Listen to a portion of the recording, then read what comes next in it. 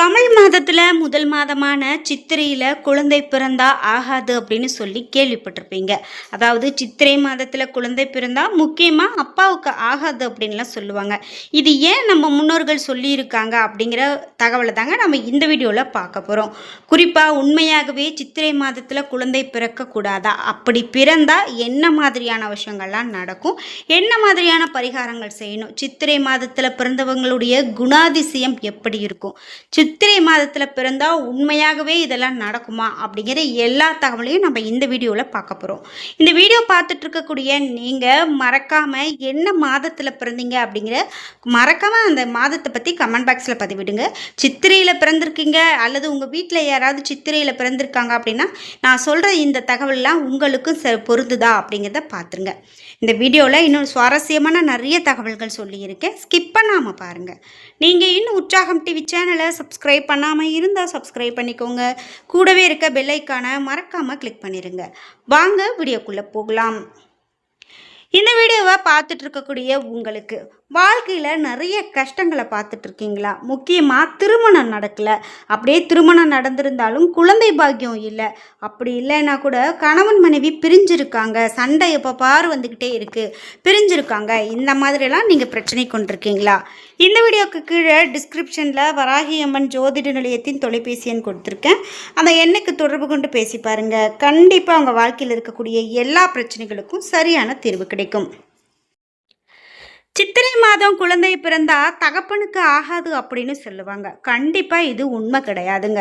சித்திரை மாதம் கடுமையான வெயில் காலமாக இருக்கும். அக்னி நட்சத்திரம் வளரக்கூடிய காலம். அதே நேரத்தில் பிரசவிப்பது அப்படின்னு பார்த்தீங்கன்னா ரொம்ப கொடுமையானதாக இருக்கும். குறிப்பாக நம்ம முன்னோர்கள் இந்த மாதிரியான ஒரு விஷயம் சொல்லியிருக்காங்க அப்படின்னா அது நிச்சயமாக அது மூட நம்பிக்கை கிடையாது. இதோடு ஒரு அறிவியலோடு கண்டிப்பாக ஒரு ஆன்மீகமும் இருக்கும் அப்படின்னு சொல்லலாம். அந்த வகையில் தான் சித்திரையில் குழந்தை பிறக்கிறது ஆகாது அப்படின்னு சொல்லியிருப்பாங்க. அதோடு தாய் குழந்தை ரெண்டு பேருக்குமே ரொம்பவே ஒரு கஷ்டமான சூழ்நிலைகள் ஏற்படும் அப்படின்னு சொல்கிறதால தான் சித்திரையில் குழந்தை பிறக்கிறது ஆகாது அப்படின்னு சொல்லுவாங்க. முக்கியமாக சித்திரையில் ஒரு குழந்தை பிறந்தால் அந்த ராமபிரானை போலவே இருக்கும் அப்படின்னும், அழகிலும் வீரத்திலும் குணத்திலும் திறமையாக சிறந்து விளங்குவாங்க அப்படின்னு சொல்லுவாங்க. சித்திரையில் தான் சூரியன் மேஷராசியில் பிரவேசிக்கிறாரு. அதனால் அந்த காலத்தில் சூரியன் உச்சத்தில் இருப்பார். அப்படி மேஷத்தில் உச்சத்தில் இருக்கும்போது குழந்தை பிறந்தால் ஜாதகப்படி அதிகாரமிக்கவர்களாகவும் அதிர்ஷ்டம் நிறைந்தவர்களாகவும் செல்வாக்கு மிக்கவர்களாகவும் பலருக்கும் எஜமானாகவும் இருப்பாங்களாம். அது மட்டும் இல்லாமல் நல்ல யோகத்தை கொடுப்பாங்க, அவர்கள் நல்ல யோகத்தோடு இருப்பாங்க அப்படின்னு சொல்லுவாங்க. முக்கியமாக சித்திரையில் பெண் குழந்தைகள் பிறக்கக்கூடாது அப்படின்னு சொல்லுவாங்க. அது ஏன் அப்படின்னு பார்த்தீங்கன்னா, இந்த ஆண் குழந்தையாக இருந்தாலும் சரி, பெண் குழந்தையாக இருந்தாலும் சரிங்க, வீரத்திலும் நியாயத்திலும் தர்மத்திலும் எதுவாக இருந்தாலும் சரி, இது தவறு இது சரி அப்படிங்கிறத நேரடியாக சொல்லக்கூடிய ஆற்றல் மிக்கிறவங்களா இந்த மாதத்தில் பிறந்தவங்க இருப்பாங்க. அதனால் பிறக்கக்கூடிய குழந்தை பெண்ணாக இருக்கக்கூடாது என்று நினைத்திருக்காங்க. அதாவது நேர்மையிலும் தைரியமும் எந்த ஒரு விஷயத்தையும் தட்டி கேட்கக்கூடிய ஒரு துணிச்சலானவர்களாக இருப்பாங்க அப்படின்னு சொல்கிறதால தான் பெண் குழந்தையாக இருக்கக்கூடாது அப்படின்னு சொல்லியிருக்கலாம் அப்படின்னு ஒரு கருத்து இருக்குது. ஏன் அப்படின்னா அந்த காலத்தில் பெண் அப்படின்னு சொல்லக்கூடியவங்க தட்டி கேட்காம இருந்திருக்காங்க. அதனால் கூட இப்படி சொல்லியிருக்கலாம் அப்படின்னு சொல்லலாம். சித்திரையில் பிறந்த பெண்ணை திருமணம் செய்ய முன் வரமாட்டாங்க. உண்மையாக உரைக்க சொல்லக்கூடிய ஆற்றல் உடையவர்களாக இருப்பாங்க. அது புகுந்த வீட்டுக்கு ஏற்புடையதாக இருக்காது அப்படின்னு அந்த காலத்தில் நினச்சிருக்காங்க. சித்திரையில் பெண் குழந்தை பிறந்தால் தகப்பனுக்கு ஆகாது, எதுவுமே ஆகாது, அதெல்லாம் வெறும் வாய் வார்த்தைகள் மட்டும்தான் அப்படின்னு சொல்லலாம். பரிகாரம் அப்படின்னு பார்த்தீங்கன்னா, திருச்செந்தூர் சென்று முருகப்பெருமானை பார்த்து மனதார என்னுடைய குழந்தையை உனக்கு தத்து கொடுக்கிறேன் முருகா அப்படின்னு சொல்லி, இனி இந்த குழந்தைக்கு வரக்கூடிய நன்மை தீமை அனைத்தையும் நீயே தான் பார்த்து கொள்ள வேண்டும் அப்படின்னு சொல்லி வேண்டிக் கொண்டு வாங்க. அப்படி நம்ம நேரில் போக முடியல அப்படின்னு சொன்னால் கூட செவ்வாய்க்கிழமையில் வீட்டிலேயே முருகனுடைய படத்திற்கு முன்பு நின்று வேண்டிக் கொண்டா நல்லது நடக்கும். பிறகு அந்த குழந்தைக்கு திருமண காலம் வரும்போது முருகனிடமிருந்து குழந்தையை எடுத்துக்கொள்கிறேன் என்று சொல்லிவிட்டு திருமணம் செய்து வைக்கலாம். இது சாதாரணமாக ஒரு சொல்லக்கூடிய விஷயந்தான். ஆனால் இதனால் பெரிதாக எந்த விதமான பிரச்சனையும் வராது. அதே போல் சித்திரையில் பிறந்தா மட்டும்தானா பிரச்சனை வரும்? மற்ற எல்லா மாதத்துலேயுமே நமக்கு பிரச்சனைகள் இருந்துக்கிட்டு தாங்க இருக்குது.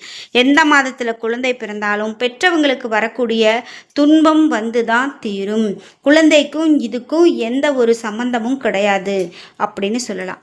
அதனால் நீங்கள் சித்திரையில் பிறந்தவங்க அப்படின்னா மறக்காமல் உங்களுடைய கருத்துக்களை கமெண்ட் பாக்ஸில் பதிவிடுங்க. முக்கியமாக இன்னும் என்னென்ன மாதிரியான தகவல்கள்லாம் சொல்லியிருக்காங்க அப்படின்னு பார்க்கலாம். இந்த மாதத்தில் பிறந்தவங்களுக்கு நல்ல ஒரு குணம் இருக்கும். அதாவது நாம் ஒருத்தங்க நம்மக்கிட்ட பேசுகிறாங்க அப்படின்னா அவர்கள்கிட்ட அவர்களை அறிந்து நாம் என்ன பேசணும் பேசக்கூடாது அப்படிங்கிற ஒரு தெளிவு அவர்கள்கிட்ட இருக்கும். சூரியன் நீச்சத்தில் இருப்பதை விட உச்சம் பெற்ற நிலையில் இருக்கிறதையே ஒரு ஜாதகமானது முழுமையான நற்பலன்களை பெற்று விடுகிறது அப்படின்னு சொல்லலாம். சூரியன் நீச்சம் பெற்றிருந்தால் மன வருத்தம், ஓயாத தொல்லைகள், வாழ்க்கையில் முன்னேறுவது, பெரும் தடைகளை தாண்டி வருதல், உஷ்ணத்தினால் ஏற்படக்கூடிய நோய் நொடிகள், மனைவிக்கு ஏற்படக்கூடிய நோய் நொடிகள் எல்லாம் மனைவிக்கு ஏற்படும்.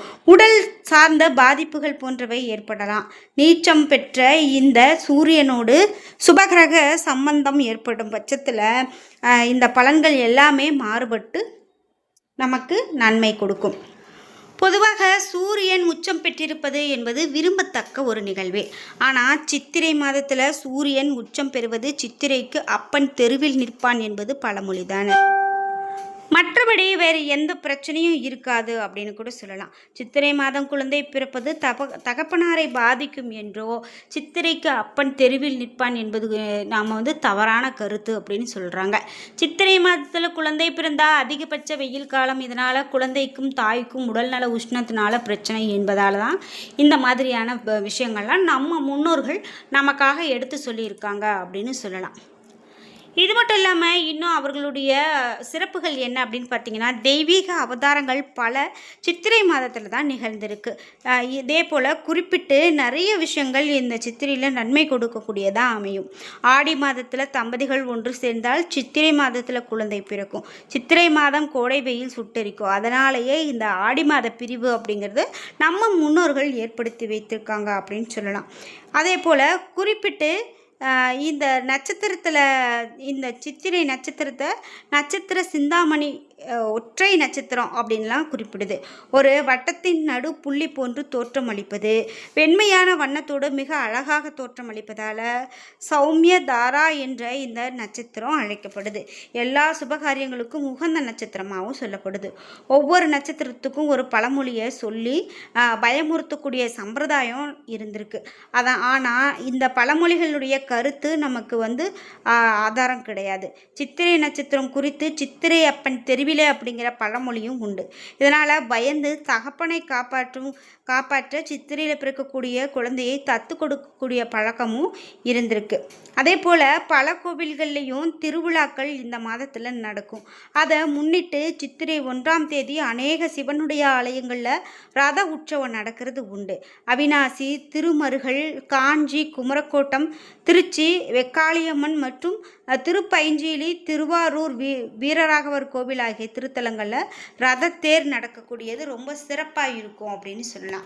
அப்படி ஒரே திருவிழா கோலமாக இந்த மாதத்தில் இருக்கும் அப்படின்னு சொல்லலாம். இந்த காலங்களில் வயதானவர்கள், உடல் நலம் சரியில்லாதவங்க மற்றும் வேறு ஏதேனும் காரணங்களுக்காக கோவில்களுக்கு செல்ல முடியாதவங்க ஆகியவர்கள் நலனை கருத்தில் கொண்டு அவர்களுக்கு இறையருள் கிடைக்க வேண்டும் அப்படிங்கிற உயர்ந்த நோக்கத்தில் இந்த சித்திரையில் கோவில் திருவிழாக்கள் நடத்தப்பட்டிருக்கு.